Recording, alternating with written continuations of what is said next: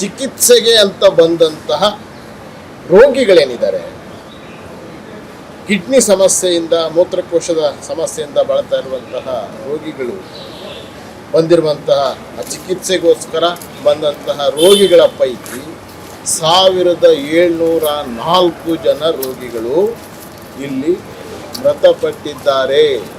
ಇದು ಎಂಥ ಒಂದು ಆತಂಕಕಾರಿ ವಿಚಾರ ಅಂತಂದರೆ, ಸರ್ಕಾರಿ ಸಂಸ್ಥೆ ಇಡೀ ದೇಶದಲ್ಲಿ 2ನೇ ಅತಿ ದೊಡ್ಡ ಮೂತ್ರಕೋಶ ಸಮಸ್ಯೆಯ ಪರಿಹಾರದ ಸಂಸ್ಥೆ ಅಂತೇಳಿ ಹೆಸರುವಾಸಿಯಾಗಿರುವಂತಹ ಈ ನೆಫ್ರೋ ಯೂರಾಲಜಿ ಸಂಸ್ಥೆ ಏನಿದೆ, ವಿಕ್ಟೋರಿಯಾ ಆಸ್ಪತ್ರೆಯಲ್ಲಿರುವಂತಹ ನೆಫ್ರೋ ಯೂರಾಲಜಿ ಸಂಸ್ಥೆ ಏನಿದೆ, ಇಲ್ಲಿಗೆ ಚಿಕಿತ್ಸೆಗೆ ಅಂತ ಬಂದಿರುವಂತಹ 1704 ಜನ ರೋಗಿಗಳು ಚಿಕಿತ್ಸೆ ಸಿಗದೆ ಇಲ್ಲಿ ಮೃತಪಟ್ಟಿರುವಂಥದ್ದು.